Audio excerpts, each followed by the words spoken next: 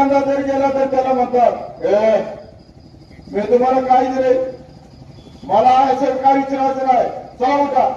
मी असाच गेलो होतो पहिल्यांदा जेव्हा मानचे आमदार जयकुमार गोरे भाऊ झाले, अभिमान वाटला की बहुजनाचा सर्वसामान्य कुटुंबातला आहे. परंतु जेव्हा एक प्रश्न घेऊन गेलो तेव्हा सांगितलं की याने पैसे घेतले. त्या दिवशी ठरवलं बाबा की याचा काय बोलणं काय सगळं दिसत नाही. त्यावेळेस कळलं की याची हुकुमशाही दंडीशाही आणि जे सांगतात ते दुसऱ्याला सांगतात, ते दुसऱ्याला म्हणतात की जे खुनी आहेत, दरोडेखोर आहेत, चोऱ्या करणारे आहेत, यांची कारखानदार आहे. आणि याची काय याचं काय मला सांगा. हा मला सांगा जेव्हा उभा राहिला तेव्हा याची प्रॉपर्टी काय होती आणि आज किती प्रॉपर्टी आहे. तर मला सांगायचं यातूनच की त्यानं आजपर्यंत आपल्या मसवड नगरीला काय साथ दिली. आज मी आंदोलनात बसल्यावर काय केलं, साधा उदाहरण सांगतो की बंधारा त्या आपल्या नगरपालिकेच्या हद्दीत यात्रा पटांगण शेजारी बंधारा बांधलेला आहे. या बंधाराला कसली परवानगी नाही बाबा रो. आणि याला बांधायला कुणी लावला, या गेल्या वर्षी गेल्या 3 मासाला मानच्या आमदाराने आणि बेकायदेशीरपणे मानदेशी फाउंडेशन हा बंधारा बांधलेला आहे.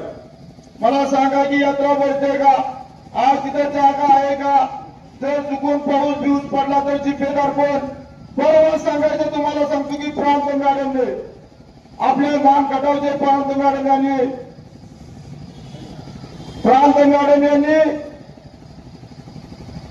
गेल्या 1.5 महिन्यापूर्वी तुम्हाला सांगायचं म्हणजे की सांगितलं की बंधाऱ्यासाठी काय करावं लागेल आणि आम्ही नियोजन केलेलं आहे. परंतु या मानच्या आमदाराने तेथील शेजारी असलेल्या जे राहतात त्यांना दंडीशाहीने सहाय्य घ्यायला लावल्या, त्याच्या सहाय्य घेतल्या आणि हा बंधाऱ्याचा प्रश्न प्रांत मॅडम म्हणले की आता कलेक्टर पाशी केलं पाहिजे.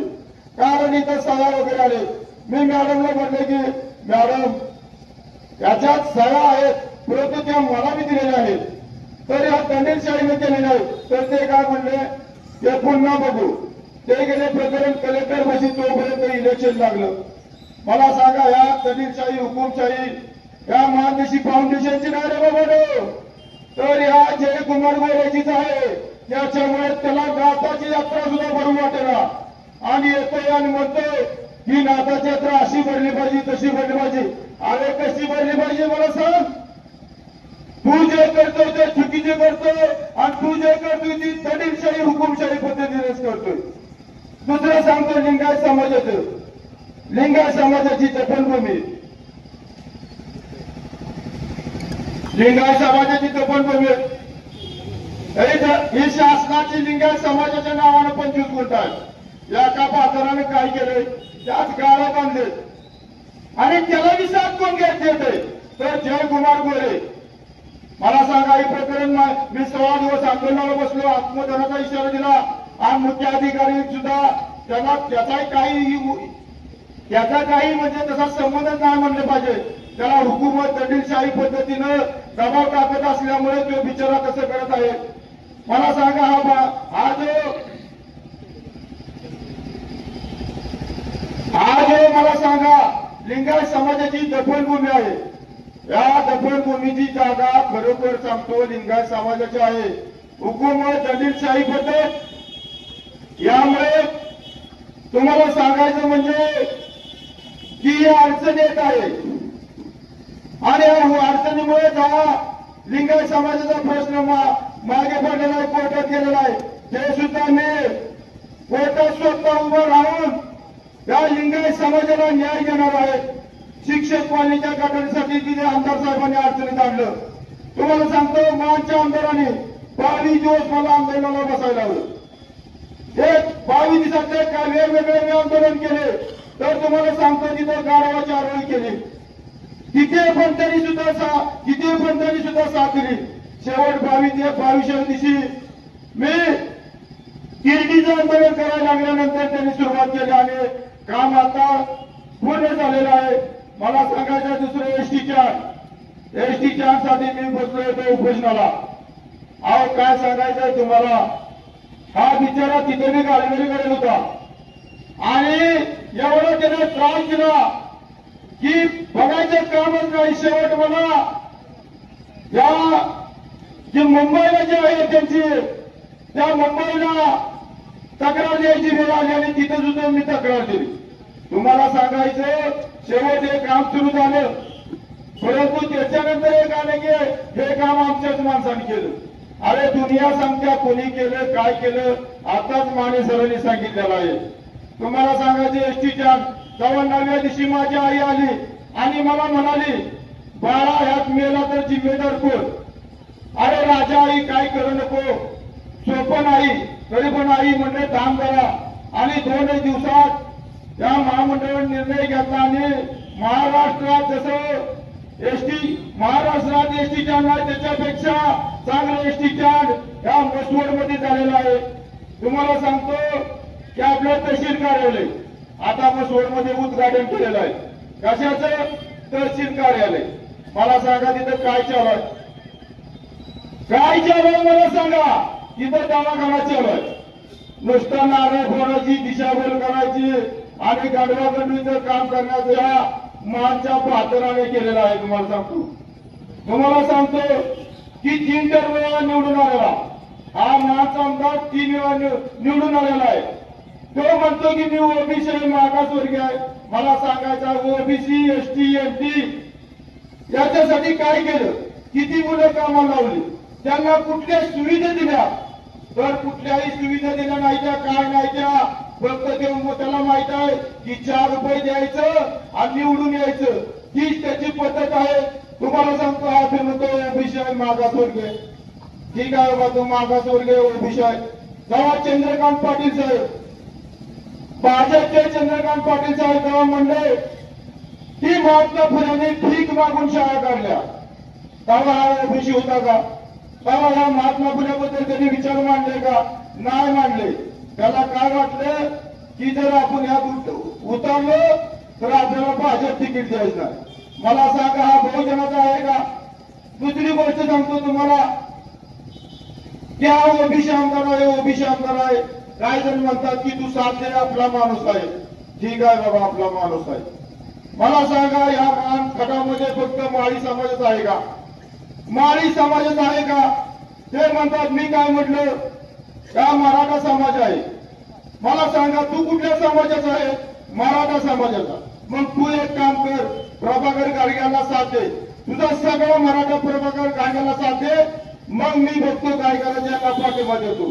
तुम्हाला सांगतो मतदान असं नसतं, सांगून होत नाही, समाजावर होत नाही, त्याच्या कर्तृत्वात होत असतं. आणि तेच त्यासाठीच मी बहुजनाचा असून मी उभा राहिलेला आहे. तुम्हाला सांगायचं आपल्या हे प्रभाकर गाडगे, अहो काय दादा मला सांगा त्यांचं काय चाललंय? वडूज मध्ये वकार आहे, वकार, आणि वकारीमध्ये त्यांनी ऑफिस टाकलेलं आहे. मला सांगा हा परवानगी वकारीला परवानगी असते तिथं ऑफिसला परवानगी मिळेल का? मला सांगा यांचं काय चाललंय? या महाच्या आमदाराचं या प्रभाकर गाडग्याचं काय चाललंय? हुकूमत चालल्या. हे म्हणतो ह्याने खून केलाय, तो म्हणतो त्याने खून केलाय. आपल्याला ही दोन्ही बी खुनी नकोय, आपल्याला ही दोन्ही खुनी नकोय. तर एक सर्वसामान्य कुटुंबातला मी आहे तरी मलाच मतदान करावं. मी सांगतो की आपल्या मान घाटावला, हा मान घाटावचा विकास होण्यासाठीच माझी उमेदवारी आहे. मी सर्वसामान्य कुटुंबातला आहे. जसं सांगली जिल्ह्यात आटपाडी जतमध्ये पाणी बारमाही वाहतं तसंच आपल्या मान घाटामध्ये व्हायला पाहिजे. आपल्या मसवडमध्ये किंवा असं मानमध्ये असं रस्ते व्यवस्थित पाहिजे, शैक्षणिक सुविधा पाहिजे, वृद्धाश्रम पाहिजे. आणि ते मान घाटावच्या विकासासाठी बरोबरच मी उभा आहे. मला सांगायचं आहे, मी विचारतो तुम्हाला की हा जयकुमार गोरे हा हुकुमशाही गदिलशाहीचा माणूस आहे. 100% मी लिहून देतो माझ्या आंदोलनाला एवढा त्रास दिलाय. म्हणून मी सांगतो की दलितशाही हुकुमशाहीचा आहे. आणि प्रभाकर गाडगे त्याचे काय म्हणतात की खून आहे, असं झालंय तसं झालंय. अरे मला सांगा यांच्याकडे पैसा कुठला आला? मी तुम्हाला एक सांगतो, त्या जयकुमार गोरेचा पैसा कुठं असणार आहे? मी तक्रार दिलेली आहे.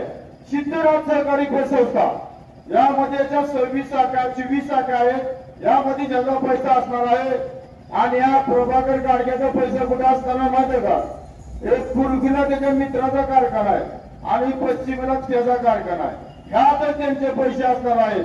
तर मला सांगायचं मी सर्वसामान्य कुटुंबातला आहे बहुजनाचा म्हणून चालत नाही. तर कसं आहे मला मराठा समाज सगळी समाजात मतदान करणार आहेत. हे तुमचा लाडका अजित केवटे या नात्याने माझे चिन्ह हे काळे पेटी आहे. काळी पेटी चिन्ह आहे. मान विधानसभा मतदारसंघातून 2024च्या उमेदवारीसाठी माझे अपक्ष उमेदवार आहे आणि माझं चिन्ह काळे पेटी आहे. ते चिन्ह 11 नंबरला आहे. हे चिन्ह 11 नंबरला आहे. तुम्हाला सांगतो काळेची पेटी ही आग लावण्यासाठी नाही. तुम्ही नाही तर म्हणताल आग लगाने वाला आ गया. मी आग लगाने वाला नाहीये. तर तुम्हाला सांगतो ही काळेची पेटी तुम्ही सकाळच्या पारी तुम्हाला सांगतो देवळात असू द्या घरी असू द्या दुकानात असू द्या हे काळ्याच्या पेटीला तुम्हाला सांगतो की एक दिवसाचा चांगला दिवस जावं यासाठी असते. तर मला सांगायचं आहे हे काळे दोघं आहेत नावाला फक्त दिसायला गोरे आहेत पण हे ब्लॅक लिस्ट मध्ये आहेत. त्यांना सोडून सरळ सरळ अजित केवटेंना आमदार करा आणि विधान भवनात पाठवा एवढंच मी सांगतो आणि रजा घेतो. जय हिंद जय भारत.